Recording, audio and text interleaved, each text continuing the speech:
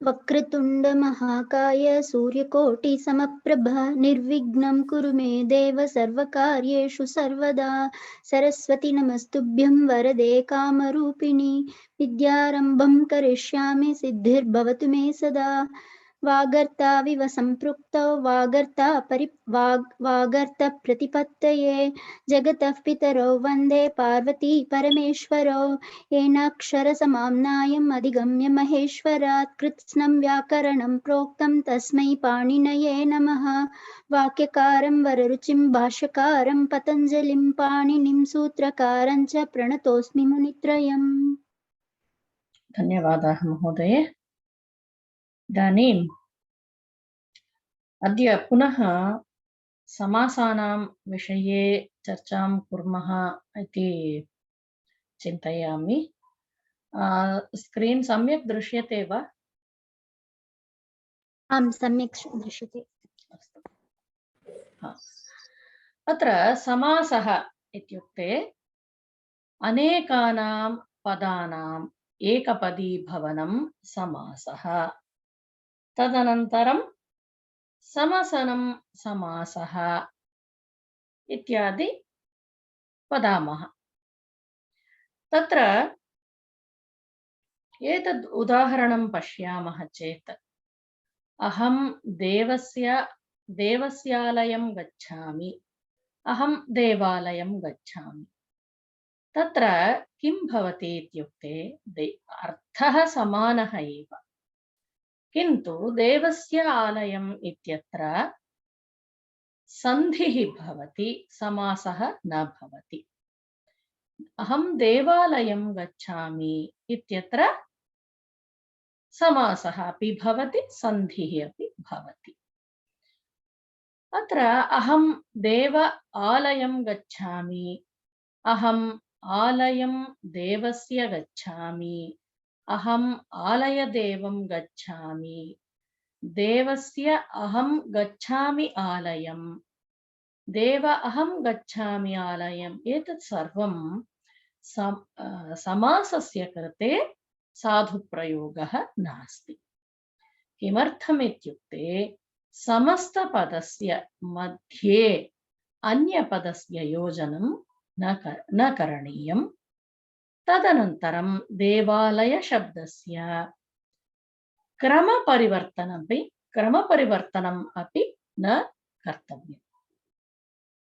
अतः अहं देवालयं गच्छामि, तत्र एव समासस्य अवकाशः भवति।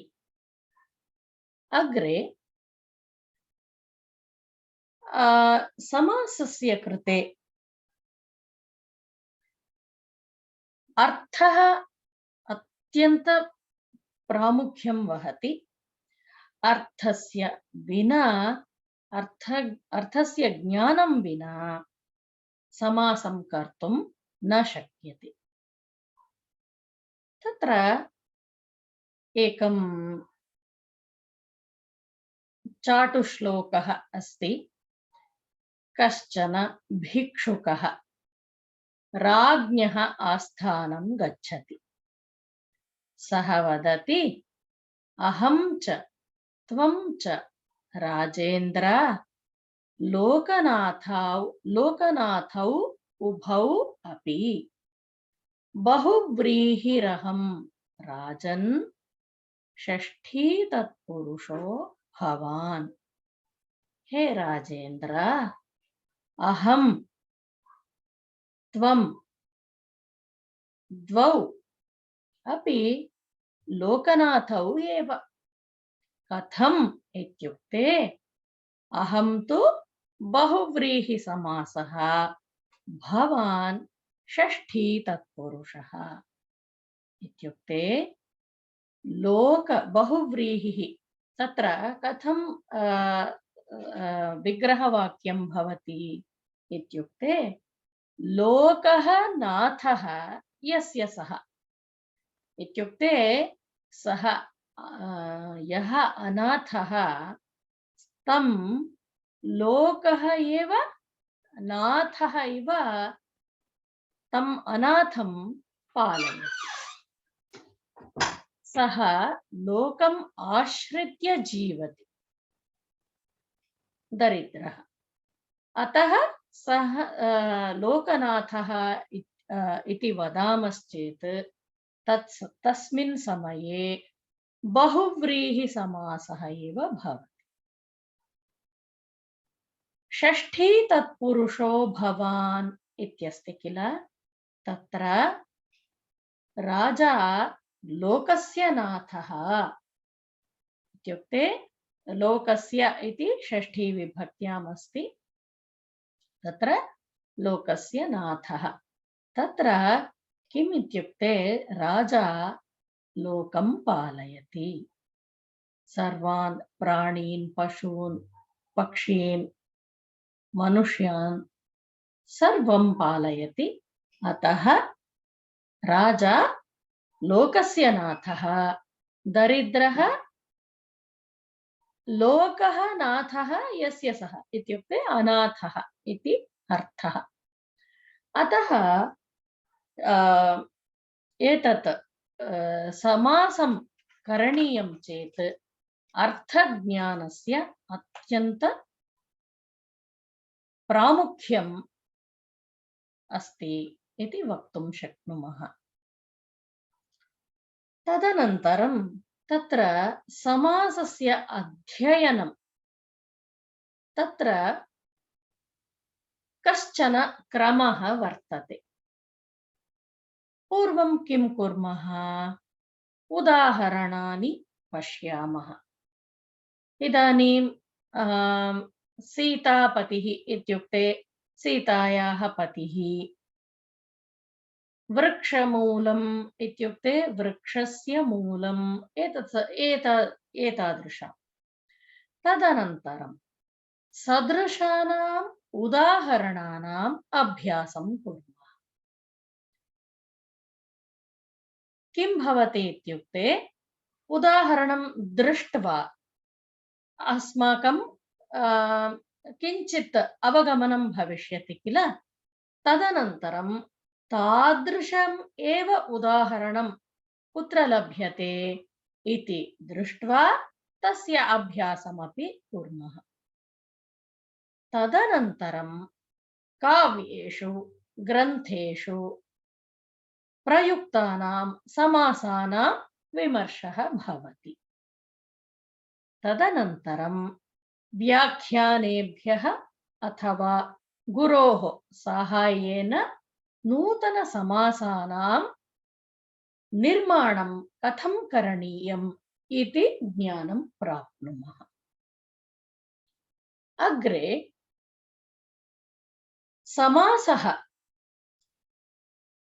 समासस्य कृते केचन नियमाः, सामान्यनियमाः इति वदामः। तत्र सुबन्तानाम् एव समासः। तत्र कृदन्ताः, तद्धितान्ताः, विशेषणानि, संख्याः सर्वं सुबन्तानि इत्येव स्वीकुर्मः। तिङन्तानां समासः भवति, किन्तु अति विरलम् इति वक्तुं शक्यते। तत्र केचन जनाः पृच्छन्ति, कुम्भं करोति इति कुम्भकारः, धनं ददाति इति धनदः इत्यादि उपपदसमासे अपि तिङन्तस्य समासः, तत्र तिङन्तेन एव समासः भवति किल इति। किन्तु एवं न। तत्र कुम्भं करोति, तत्र कृदन्तस्य एव समासः भवति। अग्रे समासः करणीयः चेत् द्वयोः एव युगपत् समासः भवति। किं भवति इत्युक्ते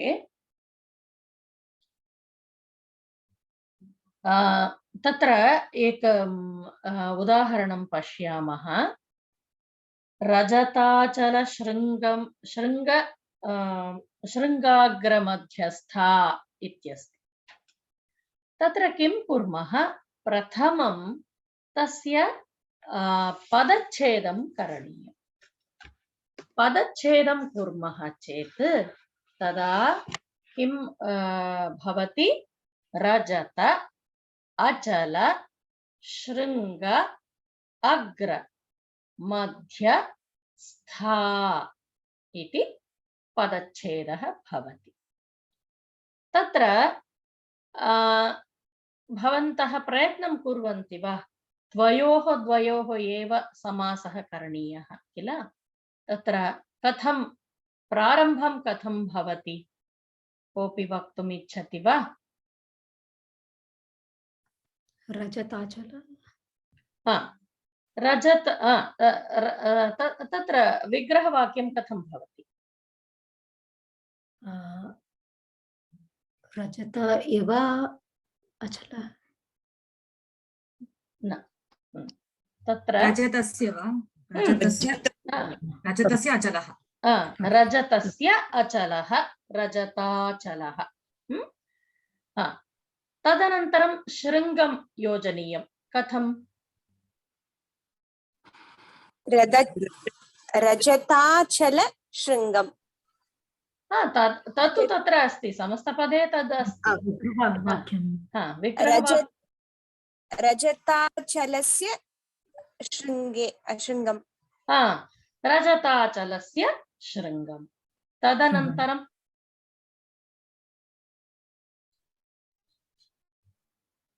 रजताचलस्य शृङ्गस्य अग्र। रजताचल शृङ्गस्य अग्रम्। रजताचलस्य इति पुनः न वक्तव्यं, तत्र समासः कृतः।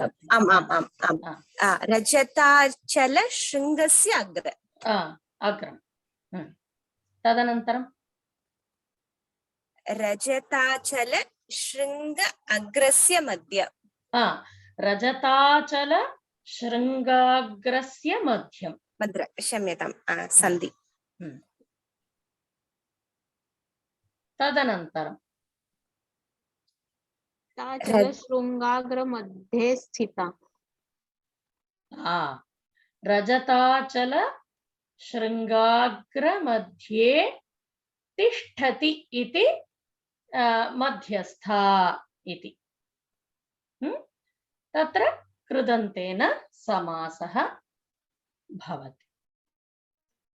तदनन्तरं महोदय, स्था इति स्त्रीलिङ्गे वा? मध्यस्था देवी। विग्रहवाक्ये स्त्रीलिङ्गं कथं करणीयम्? न, मध्ये तिष्ठति सा, या रजताचल शृङ्गाग्र मध्ये तिष्ठति सा। अवगतं वा? अग्रे परस्पर अन्वयः अस्ति चेदेव समासः। तत्र राज्ञः पुत्रः राजपुत्रः वयं जानीमः। राज्ञः पुत्रः गच्छति अथवा अहं राजपुत्रं पश्यामि, तत्र राजपुत्रः गच्छति इति अर्थः सम्यक् अवगम्यते। किन्तु भवति दर्शनं राज्ञः, पुत्रः चोरस्य धावति इत्यत्र तत्र किं भवति? राजपुत्रः इति वक्तुं शक्यते वा? तत्र न शक्यते। न शक्यते। किमर्थम्? सम्बन्धः नास्ति। तदेव, तत्र राज्ञः पुत्रः द्वयोः परस्पर अन्वयः नास्ति। तत्र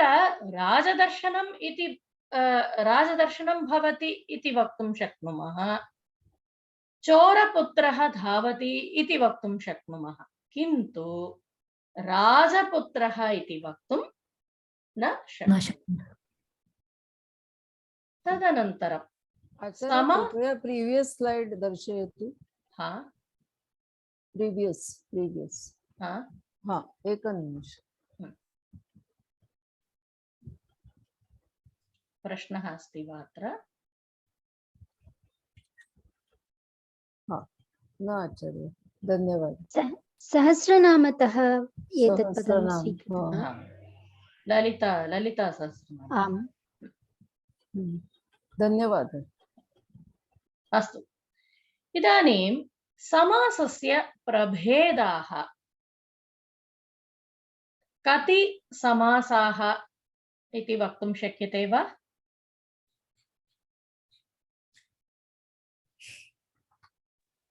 चत्वारः। हा, के?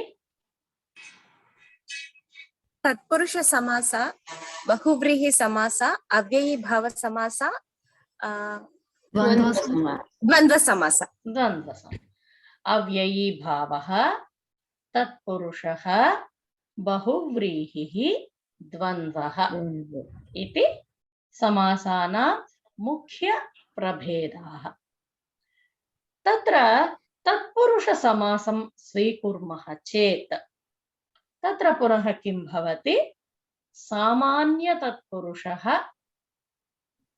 कर्मधारयः, द्विगुः, नै प्रभृतयः इति पुनः तस्य भेदाः। तत्र प्रादेशिकभाषायां द्विगुः अपि अन्यदेक प्रमुखभेदः इति वदन्ति। कर्मधारयमपि अन्यप्रभेदम् इत्येव वदन्ति, किन्तु संस्कृतभाषायाम् एवमेव स्वीकरणीयम्। तत्र सामान्यतत्पुरुषस्य पुनः एवं द्वितीया, तृतीया, चतुर्थी, पंचमी, षष्ठी, सप्तमी, एकदशी इति भेदाः सन्ति। तदनन्तरं तस्य अग्रिमस्तरे तस्य चर्चाम्, अग्रिमकक्ष्यायां तस्य चर्चां कुर्मः। कर्मधारये पुनः 9 प्रभेदाः। तदनन्तरं द्विगु समासस्य तद्धितार्थ उत्तरपद समाहार इति भेदाः भवन्ति। नै प्रभृतयः, तत्र किं भवति इत्युक्ते नै समासः, कु समासः, गति समासः, प्रादिसमासः, उपपदसमासः इति भेदाः। नै समासः इत्युक्ते तत्र न धर्मः अधर्मः इति तस्य उदाहरणम्। कुसमासः इत्युक्ते तत्र किं भवति? कुत्सितम् अन्नं कदन्नं, यदन्नम् अस्माकं आरोग्यार्थं सम्यक् नास्ति तद् कदन्नम् इति वक्तुं शक्नुमः। गतिसमासः, तत्र विगतः रूपं विरूपः इति। प्रादिसमासे प्रकर्षेण कंपः, प्रकंपः, प्र इत्यादि इत्यर्थः। तदनन्तरम् उपपदसमासः, कुम्भं करोति इति कुम्भकारः।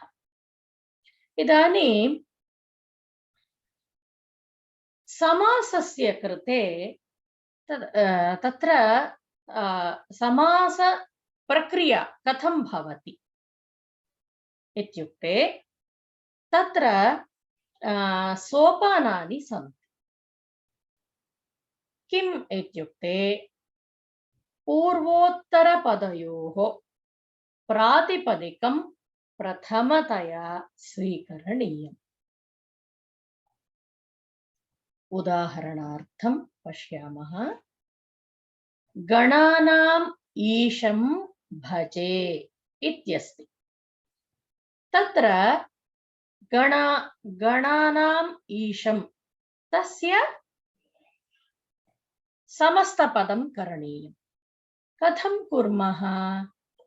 तत्र गण ईश ईश उभयोः पदयोः प्रातिपदिकं स्वीकरणीयम्। गण अकारान्त पुल्लिङ्गः, गणशब्दः, गणः गणौ गणाः इति।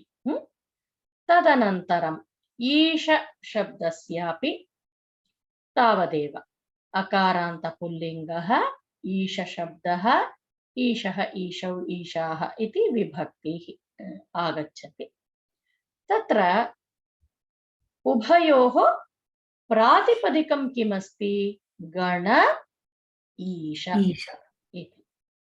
तदनन्तरं किं कुर्मः? तत्र सन्धेः अवकाशः अस्ति वा इति पश्यामः। तदा किं भवति? गणेश इति भवति। गणेश इत्यत्र गुणसन्धिः। तृतीयं सोपानं किं भवति? तस्य लिङ्गवचनविभक्तीनां निर्णयं करणीयम्। तत्र किं भवति? तदनन्तरं समस्तपदं गणेशं भजे इति। अत्र तु वयं जानीमः गणेशशब्दस्य पुंलिङ्गः एकवचनं, विभक्तिः इत्युक्ते द्वितीया विभक्तिः। एवं दीस् आर् द स्टेप्स्। यदा कदापि समासप्रक्रियां समासं करणीयं चेत् तदा एवमेव सोपानं द्रष्टव्यम्। एतादृशमेव कार्यं करणीयं। तदा किं भवति इत्युक्ते तत्र दोषाः न भवन्ति। प्रथमं सोपानमस्ति समासघटकपदानां प्रातिपदिकं द्रष्टव्यम्। तदनन्तरं सन्धिः अस्ति वा इति द्रष्टव्यम्। तदनन्तरं तस्य लिङ्गवचनविभक्ति तेषां निर्णयः। तदनन्तरं समस्तपदं वक्तव्यम्। So you have to follow these 4 steps whether you if you want to do a proper job with samasa. Avagatam va? अवगतम्। अन्यदेकम् उदाहरणं पश्यामः। कृष्णः अर्जुनः च गच्छतः। तत्र पूर्वोत्तरपदयोः प्रातिपदिकं किं भवति? कृष्ण अर्जुन। तत्र सन्धिः अस्ति वा? सवर्णदीर्घसन्धिः। तदा किं भवति? कृष्णार्जुन इति भवति। तदनन्तरं किं द्रष्टव्यम्? लिङ्गवचनविभक्तिनिर्णयं करणीयम्। अत्र किं भवति? कृष्णार्जुनौ। कृष्णार्जुनौ इत्युक्ते पुल्लिङ्गं द्विवचनं। विभक्तिः प्रथमा विभक्तिः। कृष्णार्जुनौ गच्छतः। अस्तु, अग्रिमम् अन्यदेकम् उदाहरणं पश्यामः। भक्तः कमले इव नयने यस्याः तां देवीं ददर्श। तत्र किं भवति इत्युक्ते कमले इव नयने इत्यस्ति किल? तदा तस्य प्रातिपदिकं किम्? तयोः प्रातिपदिकं कमलनयन कमलनयन इति प्रातिपदिकं। सन्धिः अस्ति वा तत्र? नास्ति। नास्ति। तदनन्तरं किं करणीयम्? योजनं लिङ्गवचनविभक्तिं लिङ्गवचनविभक्तिं दृष्ट्वा निर्णयं करणीयम्। तत्र कस्मिन् लिङ्गे अस्ति? स्त्रीलिङ्गे। स्त्रीलिङ्गे। तदा किं भवति? कमलनयन। तत्र विभक्तिः का? द्वितीयविभक्ति द्विवचनं। द्विवचनं वा? एकवचनं। कमलनयना। कमल एकवचनमेव। तत्र यस्याः कृते वयं वदामः तस्य अथवा यस्य कृते वयं समस्तपदस्य निर्माणं कुर्मः तस्य पदस्य विभक्तिं द्रष्टव्यं। तदा एव समस्तपदस्य समासस्य निर्माणं सम्यक् भविष्यति। अत्र देव्याः विषये वदामः किल, अतः देवी कस्यां विभक्त्याम् अस्ति? कस्मिन् वचने अस्ति? एकवचने। अतः किं भवति? तत्र स्त्रीलिङ्गं द्वितीया विभक्तिः एकवचनम् इति निर्णयः भविष्यति। तदनन्तरं सम्पूर्णं वाक्यं कथं भवति? भक्तः कमलनयनां देवीं ददर्श। अवगतम्? तां लेखनीयं वा? ताम् इति शब्दः लेखनीयं वा? समस्तपदे समासस्य निर्माणानन्तरं ताम् इति आवश्यकता नास्ति। भक्तः कमलनयनां देवीं ददर्श इत्युक्ते देवी, या देवी कमलनयना अस्ति तां ददर्श, तां दृष्टवान् भक्तः इत्येव अर्थः। इदानीम् अभ्यासं कुर्मः वा? क्रमेण गच्छामः।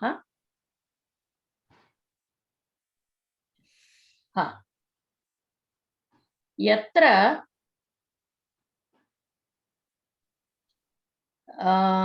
योगस्य ईश्वरः कृष्णः इत्यस्ति। यत्र योगेश्वरो कृष्णो, यत्र पार्थो धनुर्धरः, तत्र यत्र योगस्य ईश्वरः, तत्र प्रथमं सोपानं किमस्ति?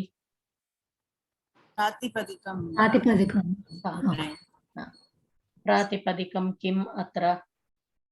योग ईश्वर। योग ईश्वर। सन्धिः अस्ति वा? आम्। योगेश्वर। गुणसन्धिः।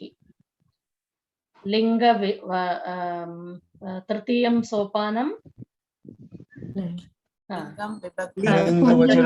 एकवचनं प्रथमा एकवचनं। पुल्लिङ्गं प्रथमा एकवचनं। समस्तपदं किं भवति? योगेश्वरः।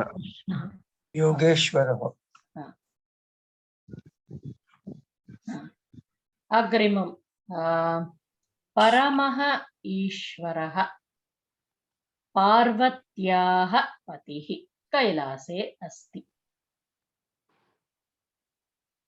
अत्र क्रमेण गच्छामः। प्रातिपदिकं परम ईश्वर। परम ईश्वर प्रातिपदिकं अन्यदपि अस्ति किल तत्र? आम् पार्वती पार्वती पति पति पार्वती पति। पति सन्धिः अस्ति वा? परमेश्वर आम् पार्वती गुणसन्धि। पति अत्र नास्ति सन्धि नास्ति पार्वतीपति इत्यत्र सन्धिः नास्ति। परमेश्वर इत्यत्र परमेश्वर इत्यत्र अस्ति अस्ति गुणसन्धि अस्ति गुणसन्धिः। लिङ्गवचनविभक्तिः प्रथमा एकवचनं पुल्लिङ्गं पुल्लिङ्ग प्रथमा एकवचनं कुत्र? परमेश्वर ईश्वर मध्ये परमेश्वर मध्ये पार्वतीपति इत्यत्र पति अपि पुल्लिङ्गे प्रथमा एकवचनं। प्रथमा एकवचनं अग्रिमम् पीतं तत्र सम्पूर्णं वाक्यं वक्तव्यम् अन्ते परमेश्वरः पार्वतीपतिः कैलासे अस्ति परमेश्वरः पार्वतीपतिः कैलासे अस्ति। अग्रे पीतम् अम्बरं यस्य सः पीत अम्बर। एकनिमिषं क्रमेण गच्छामः वा? महोदय मनीषा महोदय वदतु। आम् पीतम् अम्बरं यस्य सः तं विष्णुं नमामि। अत्र प्रातिपदिकं पीत अम्बर सन्धि अस्ति पीताम्बर। तत्र लिङ्गवचन द्वितीया विभक्तिं पुल्लिङ्गं पीताम्बरं विष्णुं नमामि। वचनम् एकवचनं पीताम्बरं विष्णुं नमामि। अग्रे अग्रे कः वदति? माधुरी महोदय।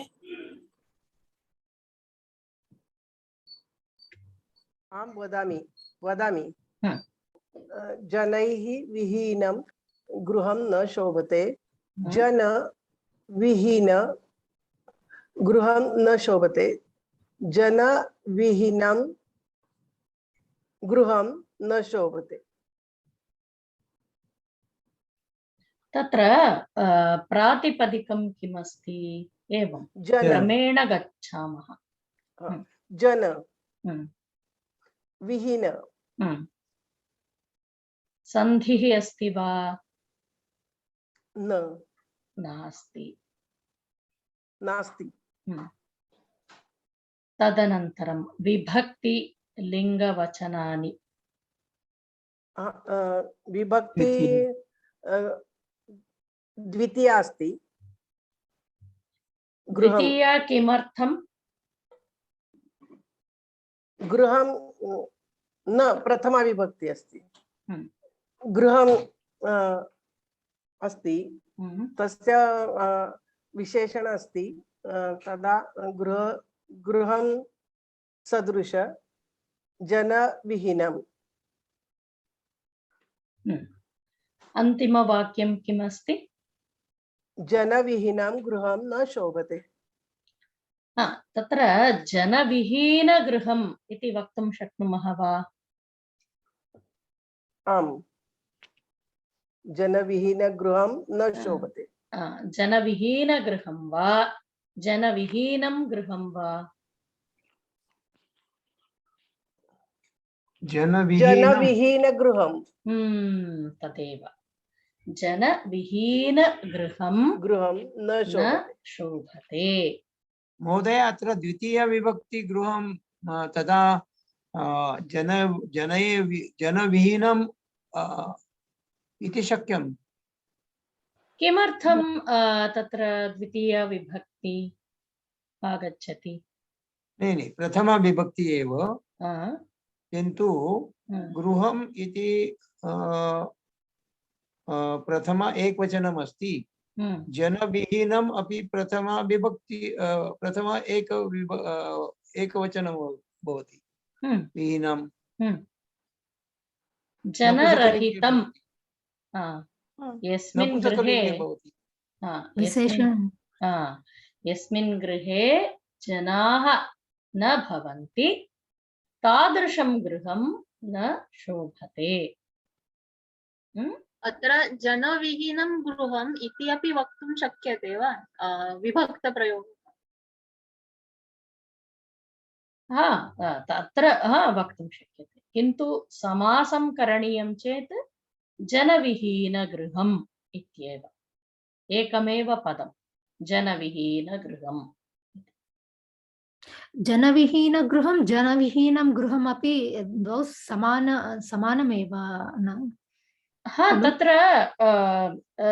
समस्तपदं न भवति किल, जनविहीनं गृहं, सो यु आर् स्प्लिट्टिङ्ग्। समस्तपदे तृतीयपदमपि ग्रहीतव्यं वा? जनविहीन गृह इति त्रयाणां पदानां समूहः योजनं भवति। समस्तपदे जनविहीनगृहम् इति अवगतं वा? न महोदय। But is that a rule, Mahodaya, or is it optional? Which one? To combine it with the gruham, is it also okay to say? Is it a rule then? You should always combine. See, when you want to do a samasa, this is the way to do it. Reduce the number of separate words. Words, okay. What is the purpose of doing samasa? To reduce the number of words. And in Samskrita bhashayam दीर्घवाक्यानि सन्ति सर्वत्र। यदि वयं बाणभट्टस्य कृतिं पश्यामः, सः तु अत्यन्त दीर्घवाक्यानि रचयति। तत् समये किं भवति, एतादृश समस्तपदानि सन्ति चेत् तदा तदा सौकर्यं भवति किल, कवेः कृते, कवीनां कृते एतस्य उपयोगः अधिकः। Mahoday, if that is the case, then even Pitambara Vishnum we can say, no? Then Pitambara Vishnum. Pitambara Vishnum. तत्र न एवं न। अत्र किम् इत्युक्ते पीतम् अम्बरं यस्य पीताम्बरविष्णुम् इति वक्तुं शक्नुमः, किन्तु तत्र नियमाः सन्ति। किम् इत्युक्ते एतस्य इत्युक्ते बहुव्रीहिसमासः अस्ति चेत् एवमेव करणीयम्। एवं तद् नियमं पालयित्वा एव वयं कर्तुं शक्नुमः। We cannot do on our own. गृहम् इति पदम् अपि रक्तवर्णे उट्टङ्कनम् अस्ति चेत् क्लेशः नास्ति इति चिन्तयामि। गृहं वा? गृहम् इति पदमपि रक्तवर्णे अस्ति चेत् क्लेशः नास्ति इति चिन्तयामि। गृहमपि लिखितव्यं न रक्तवर्णे। इत्युक्ते तत्र गृहं किमर्थं तत्र रक्तवर्णे न लिखितम् इत्युक्ते कस्य विषये वयं चर्चां कुर्मः इति अवगमनं क्लेशः भवति किल, अतः। अस्तु। So dhanarahita sutah, like that we have to say. विशेषणस्य एव समासः अभवत्। जनरहित गृहम् इत्यर्थः।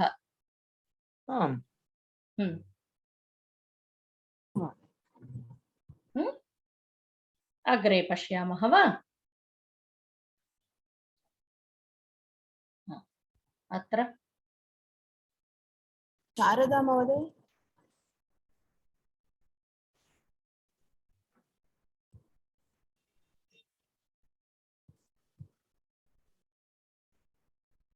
शारदा महोदय नास्ति। धनश्री महोदय वदामि। पीतम् अक्षरं यैः ते बाला अक्षरं वा सॉरी क्षीरं क्षम्यतां। हम्म। पीतं क्षीरं यैः ते बालाः क्रीडितुं गताः। प्रातिपदिकं पीत क्षीर या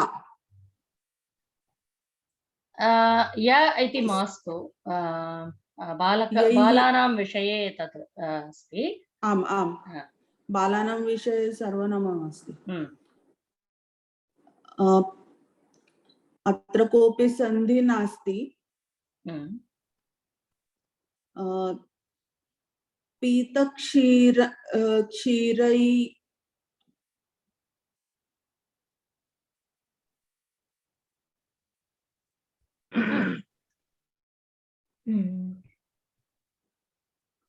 पीतक्षीराः बालाः क्रीडितुं गताः। पीतक्षीराः इति लेखितव्यं वा? बालाः कृते विशेषणम् अस्ति खलु? अतः पीतक्षीराः वदामि। तत्र बालाः लिङ्गवचन विभक्तिः प्रथमा बहुवचन प्रथमा विभक्तिः बहुवचनं पुंलिङ्गः। तत्र पीतक्षीरबालाः इति वक्तुं शक्नुमः।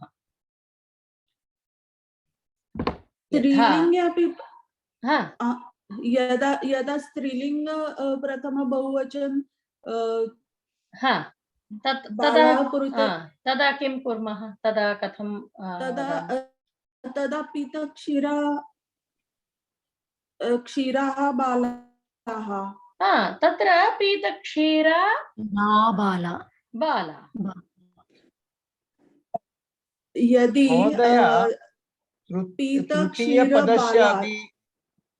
तृतीयपदस्य अपि सम्मेलनम् इति भवान् वदति इति उक्तं वा?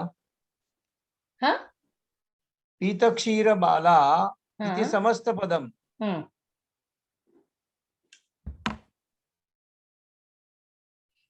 इति योग्यं वा?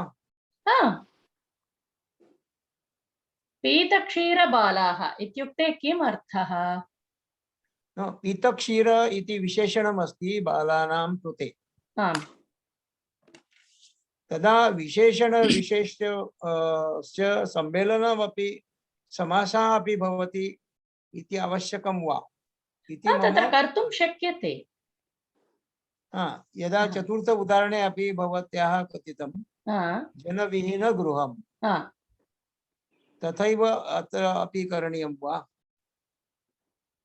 तावदेव पीतक्षीरबालाः क्रीडितुं गताः इत्युक्ते अर्थः कः तत्र?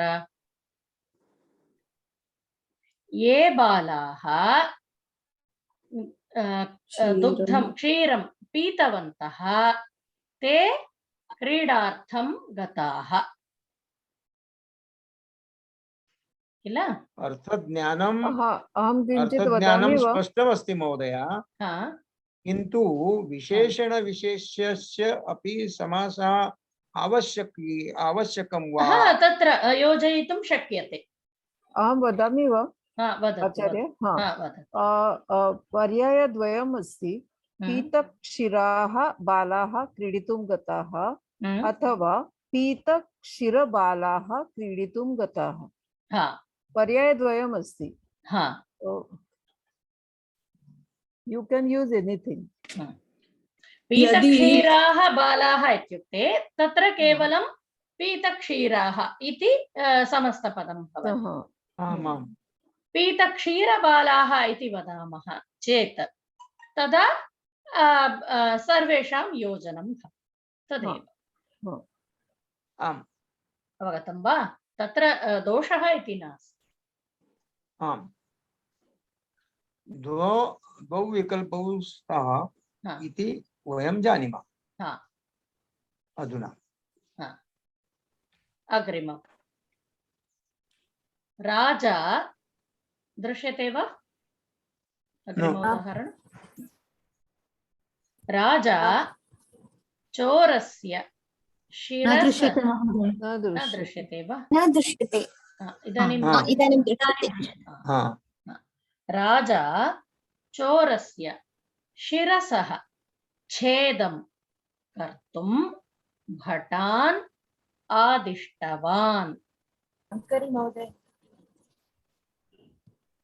क्षीरः तत्र क्षीरस् इति प्रातिपदिकं, छेदः छेद इति प्रातिपदिकं, क्षीरसः छेदं शिरच्छेदम् इति पदं। क्षीरः नास्ति, शिरस् इति प्रातिपदिकं, सकारान्तपदं।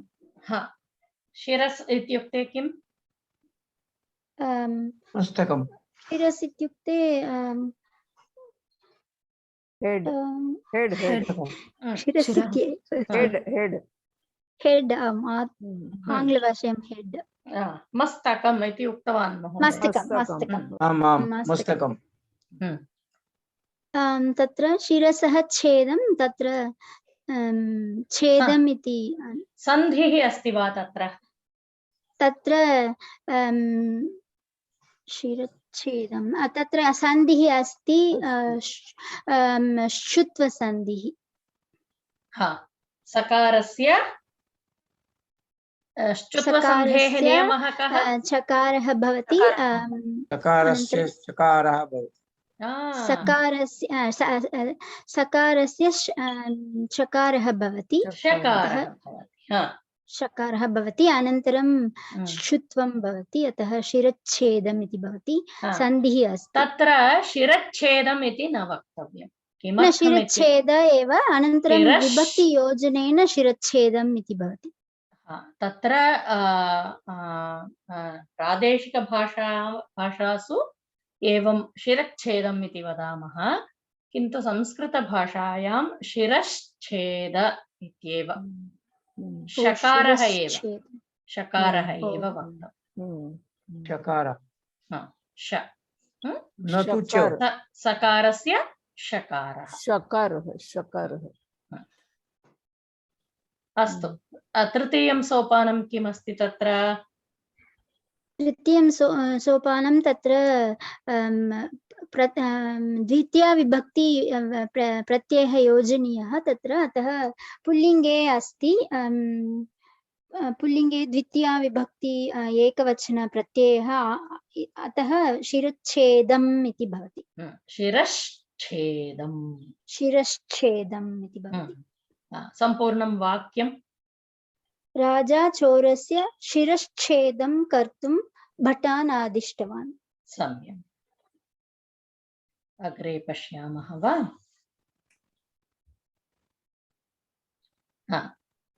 सुन्दरं वदनं यस्याः तां युवतिं दृष्ट्वा सः आकृष्टः। सुकन्या महोदय। सुन्दरं वदनं यस्याः तां युवतीं दृष्ट्वा सः आकृष्टः। सुन्दरम् इति पदस्य प्रातिपदिकं सुन्दर, वदनम् इति पदस्य प्रातिपदिकं वदन। अत्र सन्धिः नास्ति, सुन्दरवदन इति भवति। तां युवतीम् अथवा अतः स्त्रीलिङ्गं, द्वितीया विभक्तिः एकवचनं, सुन्दरवदनां तां युवतीं दृष्ट्वा सः आकृष्टः। ताम् इति आवश्यकता नास्ति, सुन्दरवदनां युवतिं दृष्ट्वा सः आकृष्टः। महोदय, अत्रापि तृतीयपदस्य एकत्रीकरणं शक्यते वा? सुन्दरवदनां युवतिं।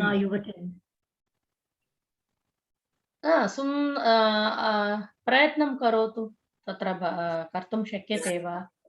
सुन्दरवदनां युवती न शक्यते न शक्यते सुन्दरवदनां युवतिम् एव किमर्थं न शक्यते किमर्थं न शक्यते बहुव्रीहि समासः अस्ति यत्र बहुव्रीहि अस्ति तत्र नास्ति इति अहं चिन्तयामि बहुव्रीहि इत्युक्ते I don't know.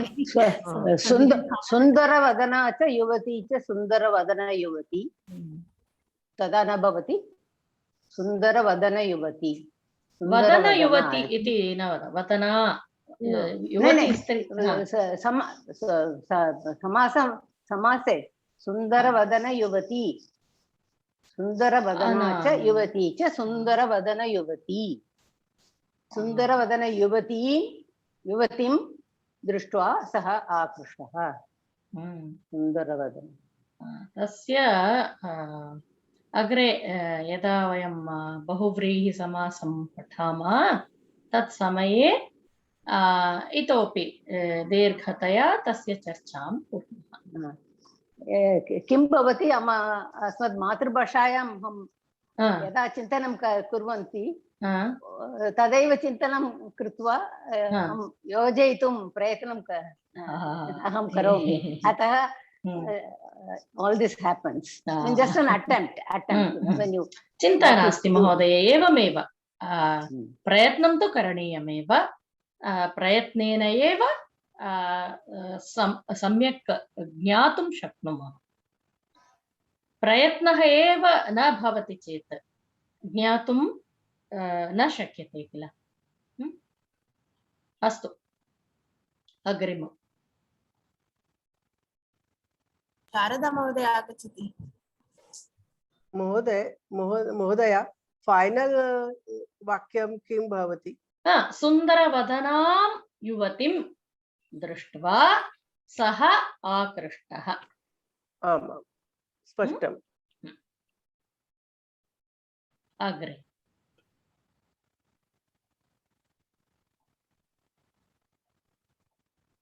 कस्य पर्यायः अनुराधा महोदय अहं वदामि वा वदतु महोदय सारी शब्दस्य अर्थस्य च सिद्ध्यर्थं पार्वतीं परमेश्वरं च नमामि प्रातिपदिकं शब्द अर्थ संधि शब्दार्थ लिंगवचन विभक्ति शब्दार्थे सिद्ध्यर्थं पुनरेकवारं वदतु महोदय प्रातिपदकम् अस्ति शब्द अर्थ संधि अस्ति शब्दार्थ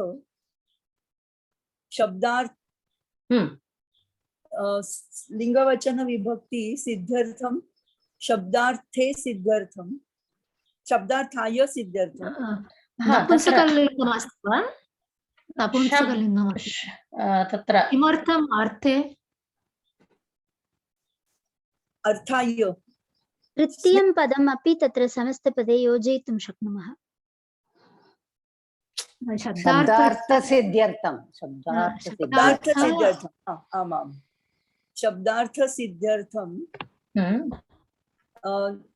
द्वितीये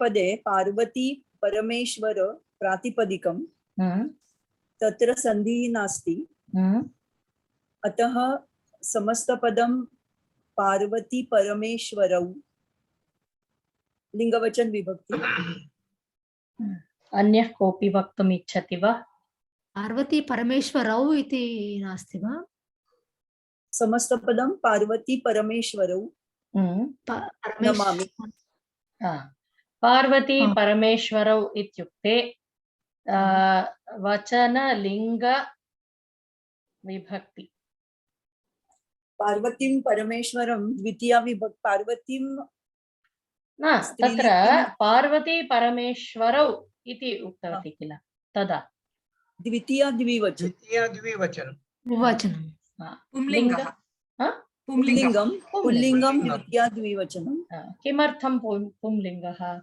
पुंलिङ्गं भवति तत्र द्वे शब्दे स्तः द्वितीयपदश्च द्वे शब्दे स्तः अतः अनन्तरं यः शब्दः अस्ति तस्य लिंगवचन विभक्ति लेखनीयम् हा तस्य लिङ्गमेव स्वीकरणीयम् अतः वाक्यं शब्दस्य अर्थस्य इत्यस्ति किल तत्र शब्दार्थे षष्ठी खलु शब्दार्थयोः शब्दार्थयोः सिद्ध्यर्थं पार्वती परमेश्वरौ नमामि। किमर्थं शब्दार्थयोः इति उक्तवन्तः? अर्थस्य च द्वितीयः शब्दः अर्थस्य, अतः षष्ठी विभक्तिः उपयुक्तः तत्र, अतः शब्द अर्थयोः सिद्ध्यर्थम्। बहु सम्यक् अवगतवन्तः। शब्दार्थयोः इति षष्ठी विभक्ति। किमर्थम् इत्युक्ते तत्र शब्दस्य अर्थस्य इत्यस्ति, अतः शब्दार्थयोः द्विवचनम्। शब्दार्थयोः सिद्ध्यर्थं पार्वती परमेश्वरौ नमामि। अस्तु, अग्रे अत्र विठ्ठल महोदय, उषा पाटिल महोदय तदनन्तरं मातुः आज्ञा सर्वैः पालनीया।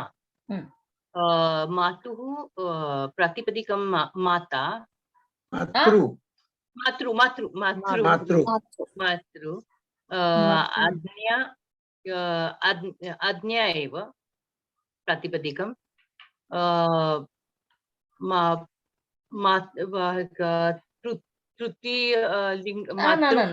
द्वितीयं सोपानं किमस्ति?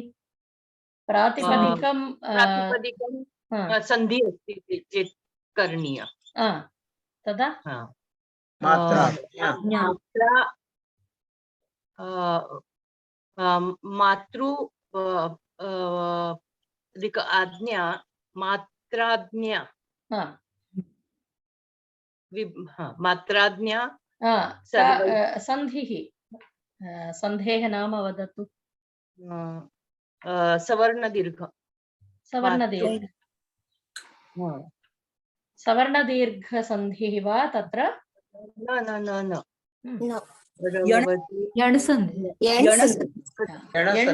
यण्सन्धेः नियमः रु अस्ति चेत् अर भवति। मात्राज्ञा भवति, मात्राज्ञा सर्वैः पालनीया। ऋ अस्ति चेत् अर् भवति, तदेव नियमः वा यण्सन्धेः? ऋ योगः असमानस्वरः अस्ति चेत् अर् भवति। अस्तु, इदानीं एकवारं पुनः वदतु महोदय। तत्र प्रातिपदिकं किमस्ति? मातुः इत्यत्र मातृ इति प्रातिपदिकम् अस्ति। आज्ञा शब्दस्य प्रातिपदिकं किमस्ति? आज्ञा एव। तदनन्तरं द्वितीयं सोपानं किं? सन्धिः। मातृ आज्ञा इत्यत्र सन्धिः कथं भवति? मात्राज्ञा। नियमः एकवारं पुनः। नियमः कः?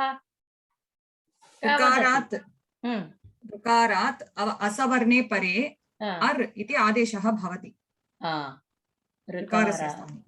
ऋकारस्य स्थाने असवर्ण स्वरवर्णः भवति चेत् तदा अर् इति आदेशः भवति। तदा मात्राज्ञा इति भवति, यण्सन्धिः। तदनन्तरं तत्र लिङ्गं किमिति कथं निर्णेतुं शक्नुमः? महोदय क्षम्यताम्, अत्र यण्सन्धि चेत् अत्र रेपः एव आदेशः किल, अर् इति न भवति किल? अर् न भवति यण् सन्धि चेत् रेफः एव भवति। तदेव क्षम्यताम्। आमां क्षम्यतां। रेफादेशः रेफादेशः तत्र लिङ्गं किम्? मिलित्वा मात्राज्ञा भवति। लिङ्गं किम्? स्त्रीलिङ्ग पालनीया अतः स्त्रीलिङ्ग।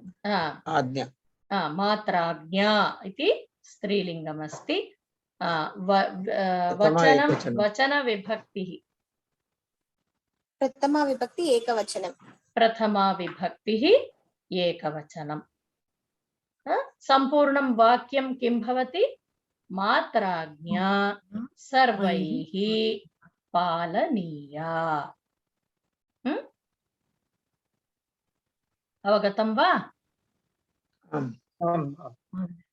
अग्रे पश्यामः वा?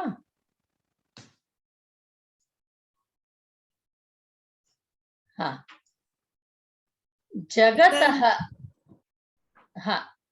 प्रश्नः अस्ति वा? न विठ्ठल महोदय। अस्तु।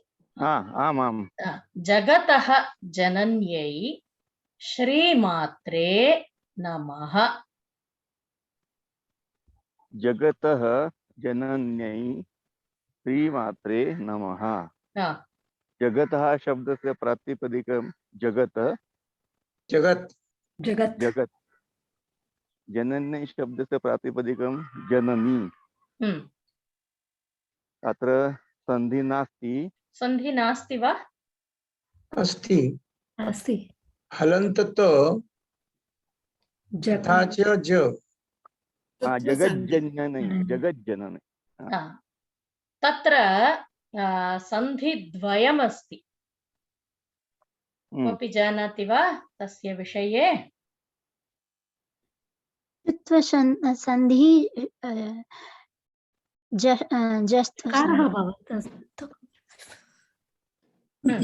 प्रथमं जष्ट्वा अपि च श्चुत्वा।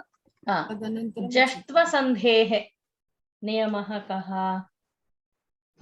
शब्दस्य अन्तिम वर्णं हलन्त शब्दः अस्ति चेत् स्तम्भे तृतीयस्तम्भस्य वर्णः आगच्छति। समेध आगच्छति। अतः जगत् जननी तदनन्तरं धकार झकार भवति जगज्जननी जगज्जननी। जगज्जननी जकारस्य जकारः आगच्छति। अस्तु। प्रथमं जस्त्वसन्धि जस्त्वसन्धि शुत्वसन्धि। तस्य क्रमः शुत्व यदि प्रथमं गृहीतव्यं तत् च आगच्छति। जगच्छ जनन्यै। अग्रे अग्रिमं सोपानं किमस्ति? अग्रिमं सोपानं लिङ्गविभक्तिवचनं। लिङ्ग अस्ति स्त्रीलिङ्गी, विभक्ति अस्ति चतुर्थी एकवचनम्। चतुर्थी विभक्तिः एकवचनं। तत्र सम्पूर्णं वाक्यं जगज्जनन्यै श्रीमात्रे नमः। जगज्जनन्यै श्रीमात्रे नमः। अग्रिम स्वामिनी सुमत्मानन्द महोदय अस्ति वा? नास्ति। सुन्दरेश महोदय महोदय, अस्माकं गृहेषु संस्कृतेन एव सम्भाषणं कुर्मः।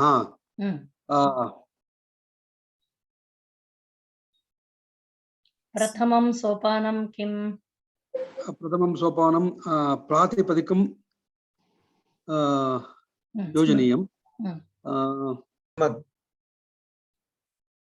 अस्माकं गृहेषु तथा हि भवति महोदय, अस्माकं गृहेषु संस्कृतेन एव सम्भाषणं कुर्मः। अस्माकं इत्यत्र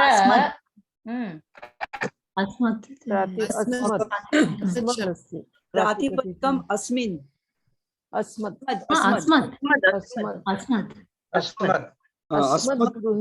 अस्मद्गृहेषु संस्कृतेन एव सम्भाषणं कुर्मः।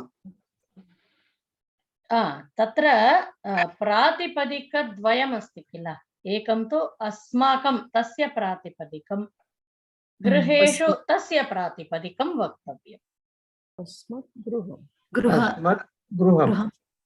अस्मद् गृह सन्धिः अस्ति वा? आम्। नास्ति।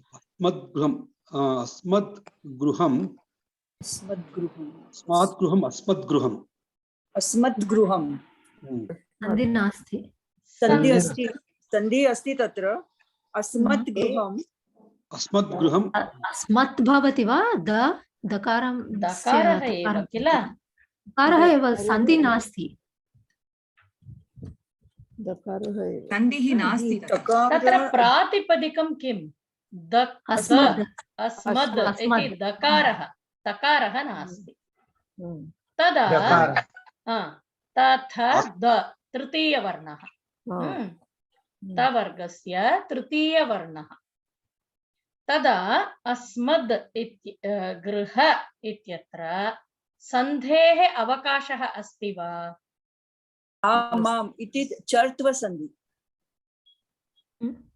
चर्त्वसन्धिः अस्ति तत्र। चर्त्वसन्धेः नियमः कः? वर्गस्य तृतीयवर्णस्य अनन्तरं वर्गस्य तृतीयवर्णं तत्र अस्ति। प्रथमवर्णम् आगच्छति। क ख ग एंड तथा द। त वर्गस्य अनन्तरं क वर्गस्य तृतीयवर्णः अस्ति, अतः तत्र चर्त्वसन्धिः भवति। कर्कषव्यञ्जने परे एव चर्त्वसन्धेः प्रसक्तिः अत्र नास्ति। अत्र सन्धेः अवकाशः एव नास्ति। अस्मद् गृह इत्येव। अस्तु, तृतीयं सोपानं किमस्ति? लिङ्गवचन विभक्ति।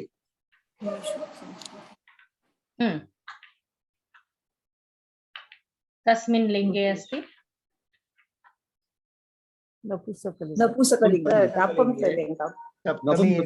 बहुवचनं, सप्तमी विभक्तिः। अन्तिमवाक्यं किं भवति? अस्मद्गृहं संस्कृतेन एव सम्भाषणं कुर्मः। पुनः अस्मद्गृहं संस्कृतेन एव सम्भाषणं कुर्मः। गृहेषु अस्मद्गृहेषु संस्कृतेन एव सम्भाषणं कुर्मः। तथैव अस्मद्गृहेषु संस्कृतेन एव सम्भाषणं कुर्मः। मद्गृहेषु इति न भवति वा? अस्मद् शब्दः किल, अस्मत् शब्दः, किन्तु तत्र मत् समस्तपदे मद्गृहम् इति न भवति वा? न, प्रातिपदिकम् अस्मत् अस्ति। अग्रे डॉक्टर मंजरी महोदय। आम्, भोजनस्य परिवेशकः अन्नं परिवेशयति। भोजनं परिवेशक प्रातिपदिकमस्ति, तथा समस्तपदमस्ति भोजन परिवेशक। प्रथमा एकवचनमस्ति पुल्लिङ्गे, तथा भोजन परिवेशकः अन्नं परिवेशयति। अन्तिमं वाक्यमस्ति। सन्धिः अस्ति वा? सन्धिः नास्ति, भोजन परिवेशकः। अस्तु, तत्र भोजन इति प्रातिपदिकमस्ति, परिवेशक इति प्रातिपदिकमस्ति। सन्धेः द्वितीयं सोपानमस्ति, सन्धेः अवकाशः अस्ति वा इति द्रष्टव्यं। सन्धिः नास्ति। तदनन्तरं लिङ्गवचन विभक्तीनां तत्र किम् इति निर्णेतव्यं। तदा भोजनपरिवेशकः इति समस्तपदमस्ति चेत् तस्य प्रथमा विभक्तिः भवति एकवचनं पुंलिङ्गः। अस्तु, अग्रे पूर्णी महोदय।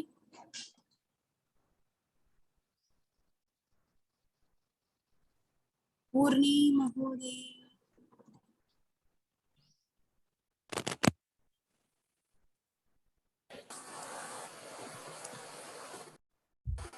श्रूयते वा? श्रूयते महोदय। व्याघ्रात् भीता हरिणी वेगेन धावति। प्रथमं प्रातिपदिकम् अस्ति व्याघ्र भीता हरिणी।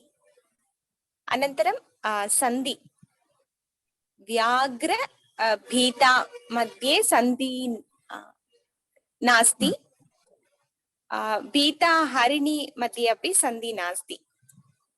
तत्र हरिणी बहिः तत्र अस्तु अस्तु अस्तु माता, अस्तु अङ्कणसमये व्याघ्र अस्तु माता, व्याघ्र भीता मध्ये सन्धि नास्ति। तृतीयम् अस्ति लिङ्गवचन विभक्ति निर्णय। लिङ्गवचन स्त्रीलिङ्ग प्रथमा विभक्ति भीता अस्ति, अतः पंचमी विभक्ति एकवचनं। समस्तपदम् अन्तिम समस्तपदम् अस्ति व्याघ्रभीता हरिणी वेगेन धावति। पंचमी विभक्ति प्रथमा विभक्ति व्याघ्रात् पंचमी, व्याघ्रभीता हरिणी प्रथमा विभक्ति एव। तत्र व्याघ्र इति प्रातिपदिकं, भीत इत्यपि प्रातिपदिकं। सन्धेः अवकाशः नास्ति तत्र, व्याघ्र भीत तत्र। तदनन्तरं स्त्रीलिङ्गम् अस्ति हरिणी। हरिणी इत्युक्ते डीर्, तस्य कृते एतद् वाक्यं वदामः, अतः हरिण्याः विषये वदामः। हरिणी स्त्रीलिङ्गशब्दः। तदनन्तरम् एकवचनं, विभक्तिः तत्र प्रथमा विभक्तिः। तत्र व्याघ्रभीता हरिणी वेगेन धावति। अस्तु, एतदेव समस्तपदं महोदय अत्र शक्यते वा? व्याघ्रभीत हरिणी, व्याघ्रभीता हरिणी इत्येव। व्याघ्रभीता एव आवश्यकम् अथवा व्याघ्रभीत हरिणी? समस्तपदं भवति वा? व्याघ्रभीता हरिणी इत्येव। प्रथमम् एकं वाक्ये एकस्मिन् वाक्ये अपि अहं तदेव अवदं। सेम् टैप्, व्याघ्रभीत हरिणी। व्याघ्रभीता हरिणी इत्येव सामान्यतः वदामः। भीत भवति वा भीता भवति वा? स्त्रीलिङ्गशब्दः अस्ति किल, अतः भीता एव स्वीकरणीयः। When you do the samasa of all the three, व्याघ्र भीत हरिणी इत्यपि भवितुम् अर्हति वा? तथा कर्तुं शक्यते, किन्तु किं भवति, अस्मिन् स्तरे तद् क्लेशं जनयति, अतः मास्तु। तत्र भीता इति स्त्रीलिङ्गशब्दः अस्ति चेत् भीता इति स्त्रीलिङ्गे एव स्वीकरणीयं सम्यक् भविष्यति। महोदय हरिणी इति शब्द रक्तवर्णेन एव लिखितम्, अतः मया कथितम्। तत् मया दोषः कृतः। अस्तु, इदानीं तत्र अनुप्रासस्य विषये किञ्चित् क्लेशः इति श्रुतं मया। तत् पुनरेकवारं वदामि, सर्वे पश्यन्तु। इतोपि अद्यापि न सम्यक् अवगम्यते चेत् अग्रिमकक्षायां बहूनि उदाहरणानि दर्शयिष्यामि। तत्र अनुप्रासः इत्युक्ते देयर इज अ फॉलोइंग। अनु इत्युक्ते फॉलो। तदा तत्र छेकः इत्युक्ते तत्र वर्णस्य यत्र सजातीयवर्णस्य पश्चात् वर्णस्य प्रक्षेपः इत्युक्ते एकः वर्णः आगच्छति चेत् तस्य पुनः तत्र तस्मिन् सन्दर्भे एव पुनः तस्य वर्णस्य एव पुनः क्षेपणं भवति तत्र। तदेव एकवारमेव भवति खलु महोदय? एकवारमेव तत्र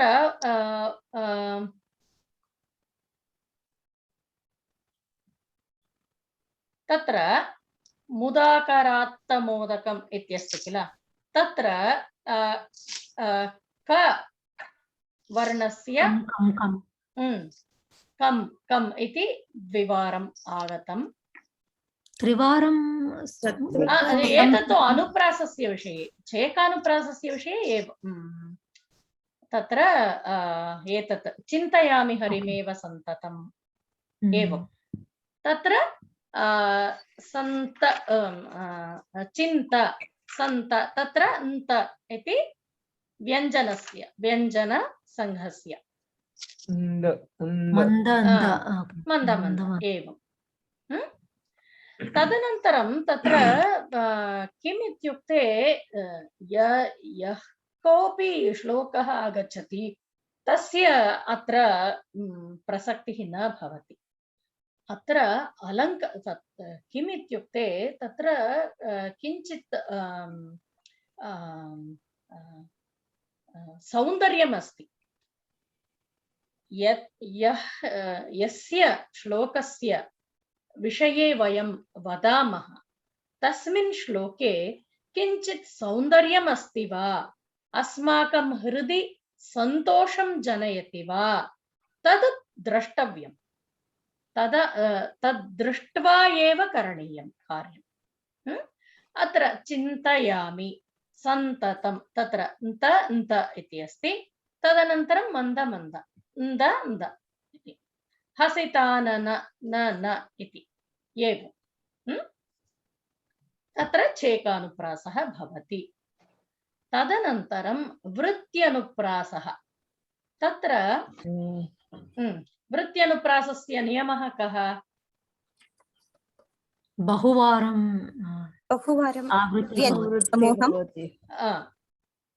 तत्र व्यञ्जनसमुदायस्य क्रमभेदेन आवृत्तिः एवं। तत्र नितान्त कान्त दन्त तत्र अतिवारं बहुवारम् आगच्छति किल, न्त न्त न्त न्त इति। ककारस्यापि बहुवारम् आवृत्तिः। का कान्त कान्ति कान्त कात्म एव ककारस्य। एतद् वृत्त्यनुप्रासः। अन्यदेकं श्लोकमस्ति, तदत्र मया न टङ्कितं। धामश्याममिदं शरीरं जगतो विरतोदयम् इति, ध्येयं गेयं च सर्वेषां दृशोः प्रेम यशोमयम् इति। कृष्णस्य विषये काचित् गोपिका वदति। अस्तु, तदनन्तरं यमकम् इत्यत्र अत्र पश्यन्तु शारदाम्भोजवदन तत्र शारदा इति युगपत् तदनन्तरं वदना सर्वदा सन्निधिं तत्र तस्य पुरतः एव अन्य अर्थीय समानपदम् आगच्छति। एकवारमेव आगच्छति वा महोदय? बहुवारम् अपि आगच्छति। तत्रापि तत्रापि भेदाः सन्ति। इदानीम् अस्मिन् स्तरे अस्माकं कृते तस्य आवश्यकता नास्ति। अत्र किं कदापि किं भवति इत्युक्ते एकस्य पदस्य अर्थः भवति, अन्यस्य पदस्य अन्यपदः निरर्थकः अपि भवति। तादृश केवलं तत्र अलङ्कारार्थं तस्य योजनं कुर्वन्ति कवयः। द्विवारं रिपिटिशन् यद् भवति तत्र एकवारं किन्तु पदं समानमर्थमेव अस्ति। तत्र निरर्थकम् इति वदामः, अन्य अर्थं न जानीमः इत्यर्थः। अतः यदि वयं तत्र गुरुर्ब्रह्मा गुरुर्विष्णुः इति वदामः किल, कश्चन अत्र यमकालङ्कारे तस्य उदाहरणं दत्तवन्तः। तादृशं चिन्तनं न करणीयमेव। अत्र यमक इत्युक्ते युग्म इत्युक्ते ट्विन्स् इति चिन्तयन्तु। टुगेदर् यमक इत्युक्ते together, so they have to be together. अस्मिन् श्लोके महोदय गेयं गीता नाम सहस्रं ध्येयं श्रीपति रूपमजस्रं नेयं सज्जन संगे चित्तं देयं दीनजनाय च वित्तं यं यम् इति आगच्छति। तत् किं भवति? भवती एव वदतु। वृत्त्यनुप्रासः। भवती एव चिन्तयतु। कतिवारं तस्य पुनरावृत्तिः भवति तत्र? पुनः श्लोकं वदतु। श्लोकम् उक्त्वा कतिवारं वर्णस्य अथवा व्यञ्जनस्य आवृत्तिः भवति? गेयं गीता नाम सहस्रं प्रथमवारं, ध्येयं श्रीपति रूपमजस्रं द्वितीयं, नेयं सज्जन संगे चित्तं तृतीयं, देयं दीनजनाय च वित्तं चतुर्थं। बहुवारम् आगतं किल, तदा किं करणीयं? कस्मिन् गणे योजनीयम्?